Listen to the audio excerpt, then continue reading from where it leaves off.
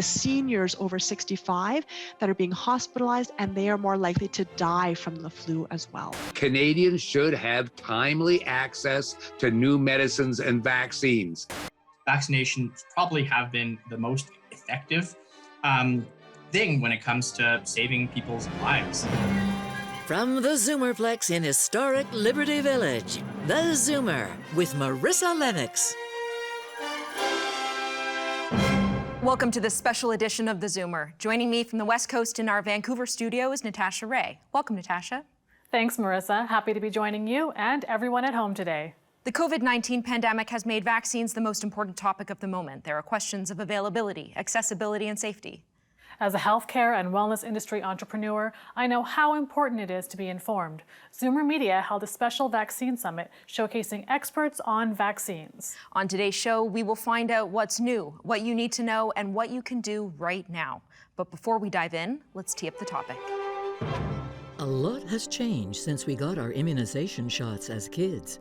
Now, with the scientific advances that have created the COVID-19 vaccine, Canadians need to understand how these breakthroughs affect our health. That's why CARP presented this free online educational event to show how immunizations are one of the most important ways to protect ourselves and those around us.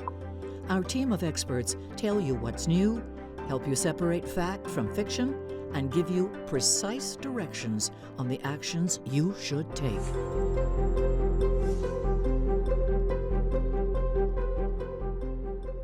Before we get to our presenters, we are going to hear from Bill Van Gorder. You know, CARP recently did a survey of its members across the country on the availability of drugs and vaccines. And that national survey got more than 3,600 Canadians from every province replying, and a strong majority of the actual 3,642 respondents said that medicines are valuable to them because they give them great benefits, and they're worried about the new federal price rules that are coming into effect that might restrict their access to vaccines and other medicines. And 1/3 of them believe that the federal government should reconsider its new pricing rules. And they're concerned that vaccines and medicines being very worthwhile won't have the benefits to them that they can provide. 87% said that the new vaccines and medicines should come to Canada at the same time as other countries. We shouldn't have to wait for them. And 65% said if it was necessary to ease drug pricing rules to make that happen, then that's what they wanted to have happen. And they also said, about 25% of them, that if special rules had to be made for COVID vaccines, they wanted those rules to be changed now. They also, the survey gave the respondents an opportunity to write some of their thoughts and opinions. And one is that people feel really strongly that Canadians should have timely access to new medicines and vaccines. And others feel it's important that the same treatments should be paid for in every province and equally available across the country, no matter where you live. Your postal code shouldn't determine the level of health care that you get. In another CARP survey, we found that 83%, almost 84% of respondents said that adult vaccinations were extremely important, and 71% said that they don't feel Canadian seniors have enough information about adult vaccinations. And that's one of the reasons that we're prepared to present this summit today. The scope of pharmacy practice is changing actually very, very quickly across Canada. When I started practicing, this entire grid was red.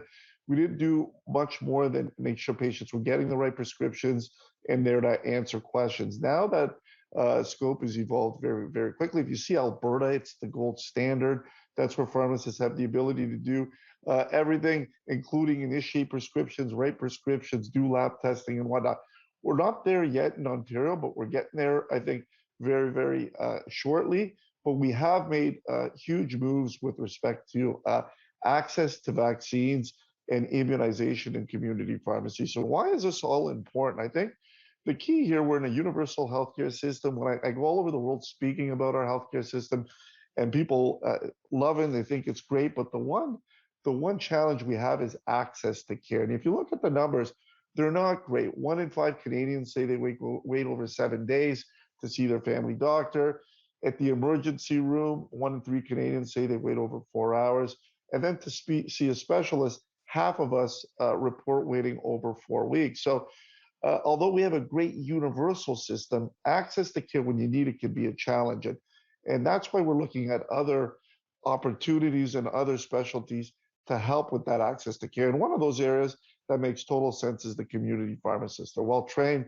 They're able to address many minor ailments. And the goal, obviously, is to take away about 17 million visits from physicians' offices, urgent care clinics, emergency rooms, and drive them into community pharmacies where people can get seen faster. And where we've seen the most success with that to date definitely is in the area of immunizations.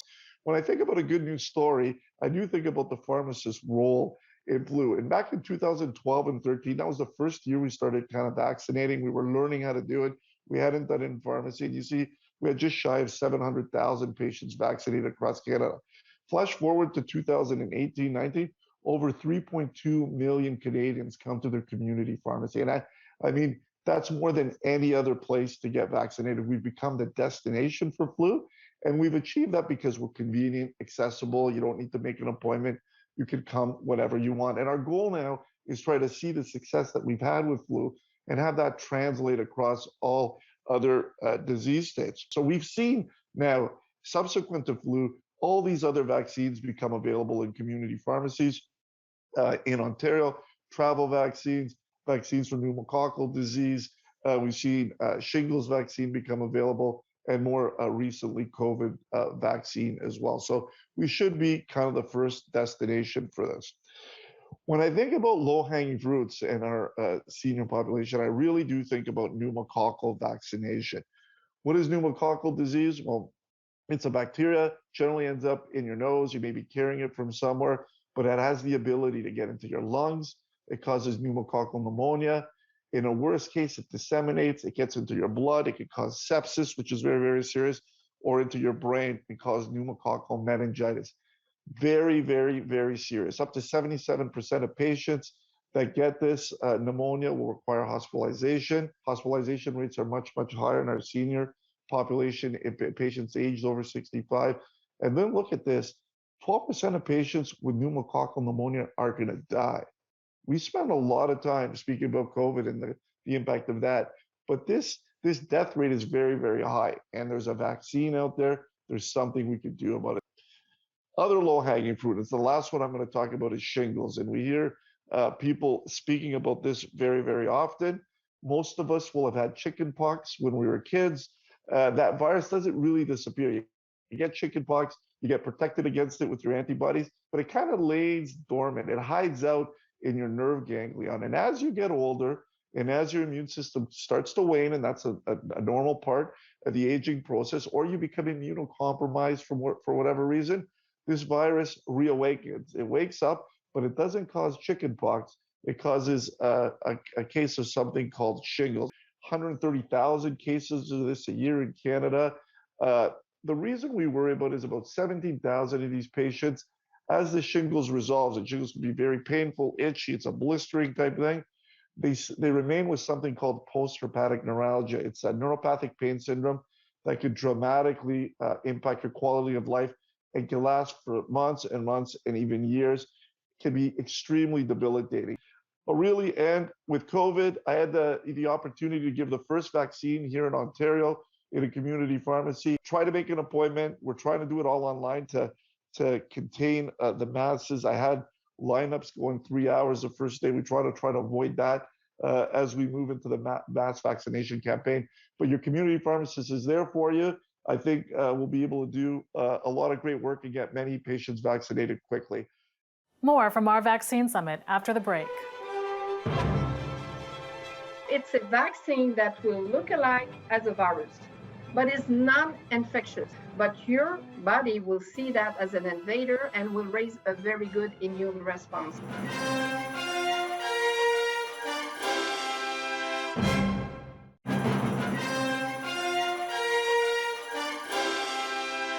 Welcome back to this special presentation of theZoomer, featuring highlights from Zoomer Media's Vaccine Summit. Joining me today from our studio in Vancouver is my co-host, Natasha Raey. Thanks, Marissa. Natalie Landry is the Vice President of Scientific and Medical Affairs at Medicago, Inc. Just recently, Medicago, along with GSK, was approved to start the Phase 3 portion of their vaccine trial and will be studying a vaccine candidate to address the emerging COVID-19 variants. Speaking on the topic of vaccine manufacturing in Canada, here's Natalie Landry. Don't worry if you're not fully aware of what Medicago is, but the thing I want to convey to you is that Medicago is a Canadian innovation. So this is a technology that was born in Canada. This is a spin-off from Agri-Food Canada, so this is a branch of the government, and Laval University in Quebec, who developed a technology to produce vaccine and therapeutic in plants. So this is really something that was born and raised in Canada. What you see on the next picture is the first plant species that we have used to produce vaccine. So again, our technology is innovative. We use plants to produce vaccine. And the first plant was alfalfa. Very good plant, can produce very high amount of vaccine, but would take 1 to 2 years before starting any production. So it was not very, very competitive. So we had to change the technology eventually and change the plant species. What you're seeing right now is a picture of the greenhouses we have in North Carolina, and you see the plant species that we're currently using. This is Nicotiana bentamiana. So we had to adapt the technology, and we had to adapt all the manufacturing steps to produce at a larger scale. So we started with the first manufacturing facility. You see our pilot plant in Quebec. So this is a facility that is currently producing COVID-19 vaccine doses in Quebec, and that was our first facility. The other thing that is unique about using plants to produce vaccine is that we produce a product that is called virus-like particles. So you see a rendering of what it is. So it's a vaccine that will look alike as a virus, but is non-infectious. So there's no way you can get infected by that vaccine or get the disease. But your body will see that as an invader and will raise a very good immune response. So virus-like particle is also an innovation due to the plant species that we are using. So this is a unique attribute. And again, we developed the new technology and the VLP around the 2009 H1N1 pandemic. I'm sure many of you will remember that pandemic. And therefore, because of pandemic preparedness, we got some money from the Department of Defense in the US to build a larger scale manufacturing facility that you see on the slide. This is the facility that we have in North Carolina in the US. And that facility is also producing currently vaccine doses for COVID-19 vaccine. Pandemic is not, it's an unusual event, but there were many pandemics in the past, and there will be in the future. So that's for sure. We need to be prepared and be ready to vaccinate people if we don't want to get into confinement and restriction like we have been for the last year. That's an obvious. So coming back to what Medicago is doing right now for COVID-19, you have seen in the opening remarks that we are currently in phase 3 with our vaccine. So this phase 3 will demonstrate that the product is effective. And we have a contract with the Canadian government. So as soon as we have demonstration of efficacy and we have the green light from Health Canada, we will supply the Canadian government with doses, and therefore this vaccine will be available to the Canadian population. As mentioned as well, we are preparing for emerging variants in case we need to change the vaccine strain or we need to administer a booster dose. So we are engaging in that. And both the Quebec facility and the facility in North Carolina are able to produce million doses. So we're actively engaged into producing that material to protect the Canadians. We'll have more highlights from our vaccine summit when we return. Don't go away. Vaccines are so incredibly safe. The one thing that'll get us back to normal, and we have about a third of Canadians who still won't get it when it's available to them.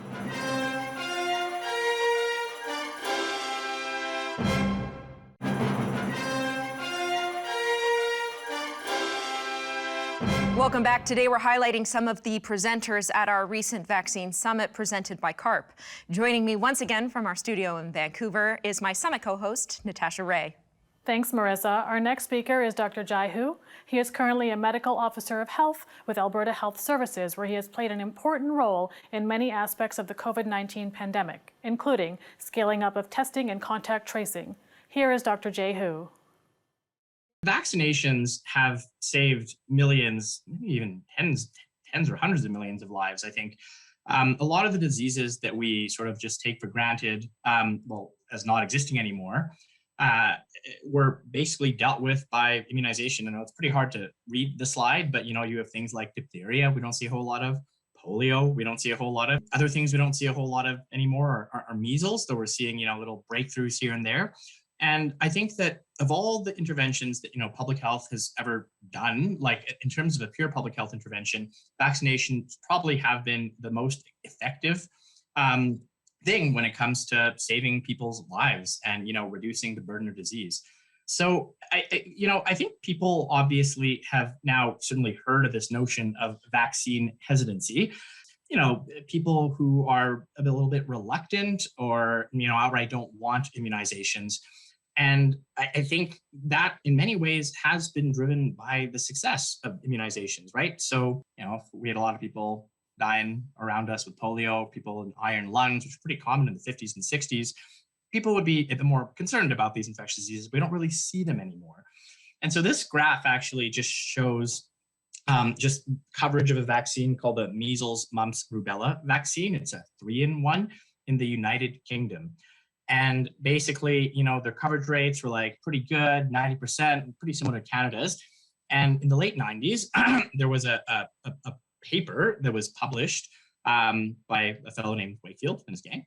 And this paper completely debunked now, basically asserted that MMR was associated with this vaccine, was associated with autism and might even cause autism. Vaccines do not cause autism, just to be clear. But what that led to was almost a 10 percentage point decline in coverage for that vaccine in the United Kingdom, and we didn't see a recovery in the UK for about 15 years. It wasn't until like the 2010s that it came back. And what that led to was a whole series of measles outbreaks and mumps outbreaks and even rubella outbreaks in the United Kingdom. And now we have a vaccine hesitancy pandemic that's making it hard to actually deal with our actual COVID pandemic. And so this graph actually tracks sort of Canadians' willingness to take vaccine at different points in time as soon as it's available. We work a lot with Angus Reid to do some of this polling. But, in January, and numbers are similar now, only about 60 to 70% of Canadians would get a vaccine for COVID as soon as it was available to them. And that might sound pretty high, or I don't know if it does or not. But, realistically, with what we know now about COVID, I think that people like Dr. Fauci are saying we need vaccine uptake of probably at least 85%, maybe even higher if we are to achieve herd immunity. And that 67% mark actually is a high water mark. If you look earlier if you go to the fall, September, about 39% of Canadians would take the vaccine as soon as available. Anytime there's news around a vaccine and a possible safety effect like AstraZeneca and blood clots, I think people get a bit more concerned. And, people should have questions. They should be concerned, but vaccines are so incredibly safe. The one thing that'll get us back to normal, and we have about a third of Canadians who still won't get it when it's available to them. And, that will cause quite a lot of harm if we can't change that. There are more and more vaccines that we recommend that adults get, and the coverage rates, as I'll show you in a bit, for adult vaccines are quite low. I think one of the really important ones is that the shingles vaccine. It's super, super, super effective. It's been out for like a while now. I mean, it's not like, and I think coverage remains really low. And then for a lot of adults, we also, for every adult actually, we recommend a certain booster of a vaccine for a bacteria called strep pneumo that actually, causes pneumonia, but can also cause bloodstream infection as well as meningitis. So there's a lot of important adult vaccines that people should get, but like coverage rates are lower because I think we often do think of vaccines as childhood vaccines, and I think that's not true. And then, lastly, I think that there are vaccines that we give to everybody every year. The best example of that is the influenza vaccine. And, as I'll show later, coverage rates for influenza vaccine are pretty dismal. And, I think the other piece to note is that if you don't have some of these vaccines, you didn't get it in junior high or middle school, a lot of these vaccines can be still taken later in life. Especially like the HPV or the hepatitis B one, and then there's the ones that are actually given to older adults, like the shingles vaccine and the pneumonia vaccine, and then the flu vaccine, which is given to everybody. We'll talk a bit more about that. In the pre-COVID world, of all the vaccine preventable diseases, influenza killed the most Canadians out of any of these illnesses, right? So we estimate that in any given year, flu will kill 3,500 Canadians. 4 times that will be admitted to hospital. Nobody wants to be admitted to hospital. And, more than 10 times that will have to go to the emergency room. And flu is interesting. In a way, it's like COVID, sort of like, we think of it as something that, makes gives you breathing problems, gives you fever, but we know that COVID can sort of affect all systems of your body in all sorts of strange ways. And flu is also like that, actually. I mean, yes, it has a primary effect on your lungs, but it can trigger heart attacks. It can trigger, like cerebrovascular, that's like basically strokes, and it can make your diabetes worse. It can make your kidney disease worse. And so it too does affect multiple organ systems. And so it's not just a virus that infects your lungs and that's over and done with. It can, really anybody with any of these chronic conditions, those chronic conditions can be exacerbated by flu. And of all these vaccines that we have, this one has the lowest coverage for like a publicly funded vaccine, as in it's free basically for everybody. But realistically, in any given year, we never get more than 30 to 40% of Canadians immunized with this vaccine. And I think that people don't realize, I mean, it's tricky because I think people often say, I had the flu. And what they really had was like a rhinovirus or a little cold. I mean, the flu, even if you don't end up in the emergency department or you don't end up hospitalized, is a very debilitating illness that causes pretty bad fevers, pretty terrible muscle aches. And we seem to struggle to get more than a third of Canadians taking it. There's more from our special vaccine summit after the break. Stay tuned. Influenza is just as bad as COVID and has the ability to cause pandemics just like COVID can.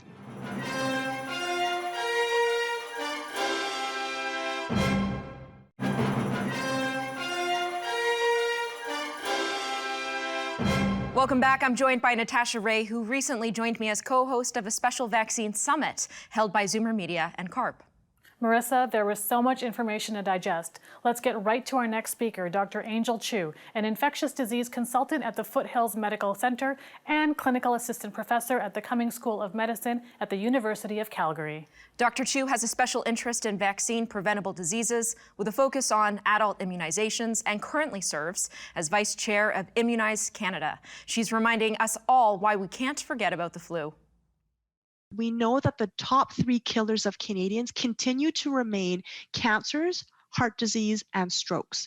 But if you look lower down on the list, the 8th leading cause of death in Canada is influenza and pneumonia, where these 2 infections alone are 2 of the most lethal infectious diseases that kill Canadians on an annual basis. So let's not forget that. And when we look at influenza, influenza has the same ability to cause pandemics, just like COVID-19 has. And if you look throughout the history of time, influenza has caused numerous pandemics over the last few centuries. The most recent influenza pandemic occurred in 2009 with the H1N1 swine flu pandemic. And by the end of that pandemic, it was estimated globally to cause close to 284,000 deaths worldwide. So let's make no mistake, influenza is just as bad as COVID and has the ability to cause pandemics just like COVID can. This year, we've seen exceptionally low flu activity despite continued monitoring across Canada. So it appears that the flu has disappeared. But in fact, it hasn't. And influenza is still circulating. It hasn't gone away, and it will not go away. Why are we seeing such low flu activity this year? Well, it's because the same infection prevention measures that we're using to try to bring down COVID cases and stop transmission are also effective against influenza, because the mechanism of transmission of both COVID and influenza are very similar. It's spread through droplet transmission. And also the importance of vaccines. So Dr. Hu mentioned that with this year, the governments have procured more doses of influenza vaccines, and we have seen an increased uptake of flu vaccines, and that may also be contributing to why we're seeing record low numbers of influenza. So make no mistake, this year is an exceptional year for low levels of influenza, but it doesn't mean it's gone away. It doesn't mean we can forget about it, because we know that annually influenza causes significant morbidity and mortality amongst Canadians.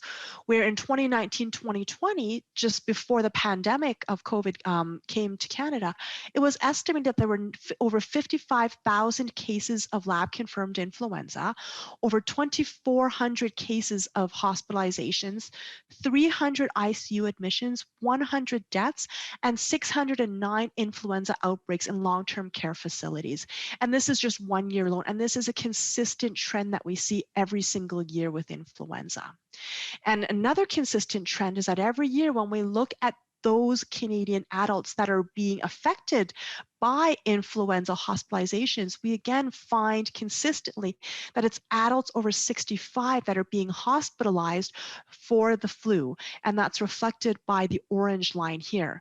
The next highest population of Canadians that are being hospitalized are children less than the age of 4. But even though we see a lot of hospitalizations from the flu amongst children, thankfully deaths that occur from the flu in children are still very low. But instead what we see is that it's the seniors over 65 that are being hospitalized, and they are more likely to die from the flu as well. So very similar to what we're seeing with COVID is that adults over 65, even though they represent only 17% of the Canadian population, they account for 62% of the total hospitalizations due to influenza, along with 78% of deaths. So again, we can see that very similar to COVID, that adults over 65 are disproportionately being affected by influenza. And not only that, but we find that those with chronic medical conditions are more susceptible to dying from influenza as well. So if you're over the age of 65 and somebody has chronic heart disease, their chances of dying if they get the flu are 5 times higher than somebody who doesn't have heart disease.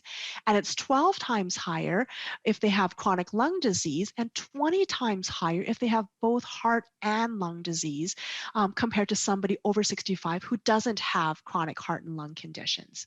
So it really is imperative to take all measures to prevent the flu in our adults over the age of 65. And one of the most effective ways to prevent the flu, or in addition to those other infection prevention measures, is of course vaccines. So even though we talk about the importance of influenza vaccines for Canadians, and in particular for adults over 65, we find that with the flu vaccines, it's not a one size fits all. And there are many, many different flu vaccine options, because we know that if we give the same flu vaccine to somebody who is older than 65 compared to someone who's less than 65, we find repeatedly that those adults over 65 will have a reduced vaccine effectiveness. So it's not the same vaccine, and it doesn't have the same effectiveness as somebody who's over 65 as compared to less than 65. So that's why we need different vaccine options for different age groups. And one of these vaccines is a vaccine called Fluzone High Dose, where all they do is they take the same standard dose of the regular flu vaccine that they give to everybody, but this vaccine formulation quadruples the concentration of the antigen. And by doing that, they were able to have better protection against adults, where compared to the standard flu vaccine, they find that this high dose formulation is 24% better than the standard flu vaccine in adults 65 and over, and it's 32.4% more efficacious in in adults 75 and over. So it means that if you take, and vaccine effectiveness will vary depending on the year, but just for simplicity's sake, let's say that for that year, if the flu vaccine is going to be 50% effective, if we use the high dose flu vaccine for somebody who's 65 and over, we add on 24.2% better efficacy on top of the 50%. So that means that that flu vaccine is now going to be 74.2% effective against influenza, as well as the influenza outcomes. When we come back, Dr. Shelley McNeil takes some questions from the audience. That's next. If people have an allergy to one particular vaccine, the component in one particular vaccine, of course, now we have 3 to choose from.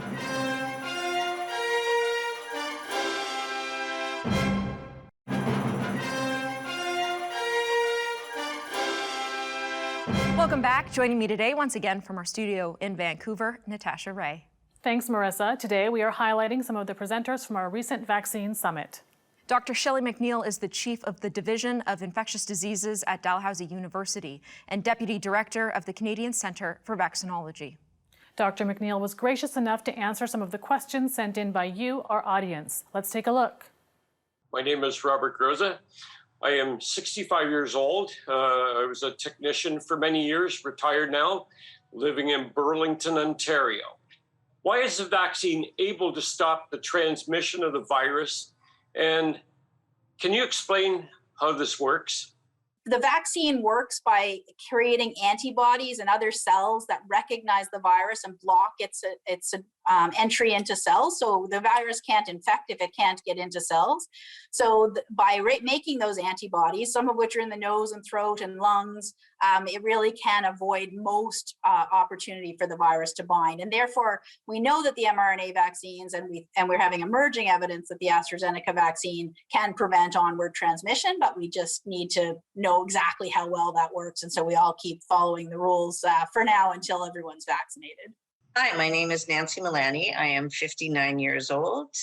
I am currently not working. Most recently was vice president of a trade show company. And my question for you is, how long will the vaccine be effective? And will I need to get a booster shot down the road?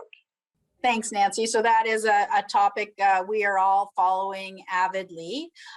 We don't have long-term data to know how long the vaccine will work. And of course, that's true with any new vaccine. We don't know until it's been out there for a while how well it works. But what we do to test that is we watch people who are vaccinated and people who are not vaccinated. We watch to see when we start to see cases in vaccinated people. And that gives us a sense how long it works and whether we need a booster. So we'll all be watching that carefully. Hi, I'm David Hay. I'm from Vancouver. I'm 57, and I'm a salesman with Levy Show Service. My question is, what clinical evidence do you have that justifies the Pfizer vaccine second dose being postponed by 4 months? So there is a fair amount of evidence emerging about that question, and lots of scientists and vaccine researchers and public health people are following that. Again, some of it comes from clinical trials where we know that out to about 2 months we have effectiveness of that first dose. But as the vaccine's being rolled out around the world, particularly in the United Kingdom, we can start to see how long protection from that dose lasts. And the National Advisory Committee on Immunization is balancing, getting as much population level protection as possible by getting first dose into people as quickly as possible against that duration of protection from the first dose, and following that evidence as we go. It may be that there are some people in which we should be shortening that interval, and we're looking at that data coming out from all places all around the world to try to answer that question. But it really does come from the real world use of the vaccine in many areas of the world that we feel confident in this interval for most people. Hi, my name is Willoughby Edwards. I'm 85. I live in Toronto, and I'm retired, previously president and CEO of App Marketing Corporation. I have a question about the protection for those of us. There are hundreds of thousands of us who are subject to anaphylactic shock. And all of the literature from all of the vaccine manufacturers that I have found on the internet specify they actually have an alert, a vaccine alert, which specifies that those of us in this condition are not, and they have it in uppercase actually, to take the vaccine. So my question is, what happens to those of us who don't take the vaccine? Is there ever going to be any product made? Is there going to be another vaccine made for those of us subject to anaphylactic shock, or not? How do we get protected? Like with any vaccines, all of these vaccines have some components that very, very, very rarely can be associated with severe allergic reactions, although the components in the vaccines that do that are uncommonly associated with anaphylaxis. And in fact, we do vaccinate people with a history of anaphylaxis all the time with these vaccines. We just don't vaccinate them if they are known to have anaphylaxis to those particular components of the vaccine or had trouble with the first dose. So all of our clinics are prepared to treat anaphylaxis should it happen. The nurses are all well trained. And as long as people haven't had anaphylaxis to the vaccine, most of us as experts who help with the clinics will allow them to be vaccinated. We just watch people a little bit longer, and the vast majority of people can be safely vaccinated. If people have an allergy to one particular vaccine, the component in one particular vaccine, of course, now we have 3 to choose from, so we can choose carefully. But if you're allergic to shellfish or bee stings or other foods or oral medications, none of those are a problem with these vaccines. If you've had anaphylaxis to an injectable medication or another vaccine, then you should definitely speak to your healthcare provider about that before, just to make sure it's safe for you to get these vaccines. Hi, I'm Don Letty. I'm 54 years old. I'm in sales.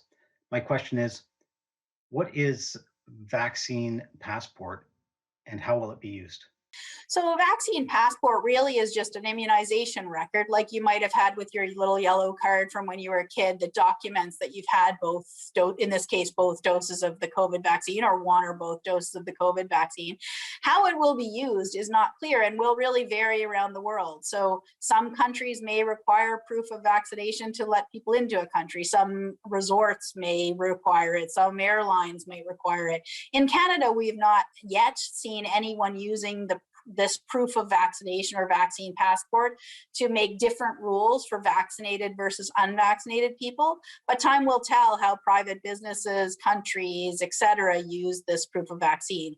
The short answer is right now, we're not in Canada managing people who are vaccinated any differently than people who are not vaccinated. We want people to follow all the same rules. We give, people can work, people can go to school, et cetera, irrespective of their vaccine status.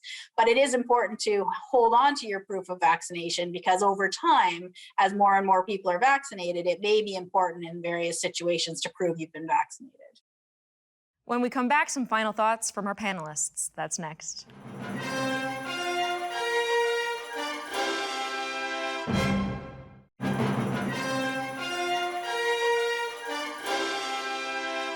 Welcome back to theZoomer. Natasha, this was an incredibly informative event, and we have had some amazing questions from our audience. Absolutely, and they're questions that so many people at home were also likely asking.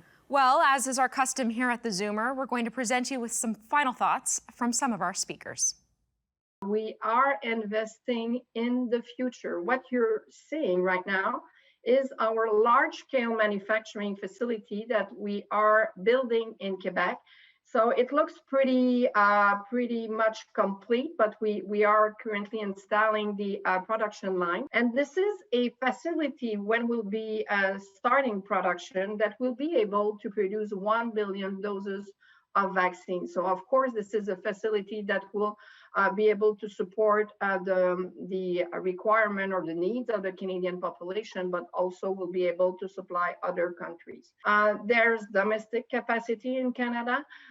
We, as a company, we have a technology that can produce vaccines, but also therapeutic compound. We have produced antibodies in the fight to Ebola crisis we have faced a few years ago, and therefore we are participating to this current COVID-19 crisis.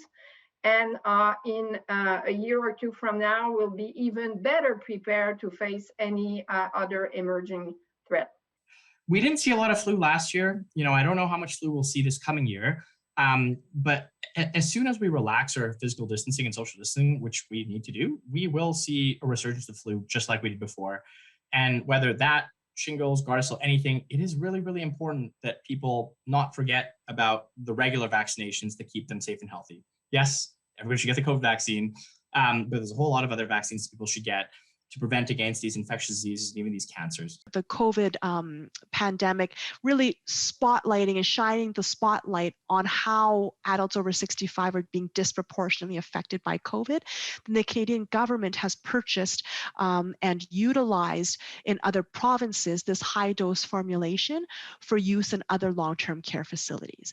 Now, we don't know if this program will continue on, and we don't know if the federal government will continue to purchase this vaccine and use it in long-term care facilities or expand the program further. It is my sincere hope that they do, because this is a far superior and a far better vaccine for our most vulnerable population over 65. If you have underlying medical problems and you're not sure if you should get the vaccine, the answer is almost always yes. But it's a good idea to talk now to your healthcare provider, get your questions answered so that when you do get the chance to be vaccinated, you don't have to scramble to try to get to your doctor to ask your questions. So reach out now. Doctors are all receiving calls every day just to make sure people are comfortable and have the information they need to make a decision. But there are almost no groups of patients we would not give these vaccines to as a general rule. All right, a special thank you to my co-host, Natasha Raey in Vancouver. Thank you, Marissa. It was a pleasure to co-host with you again. And of course, we all want to thank you, our audience at home, for being with us. We'll see you soon. For now, it's time to zoom out.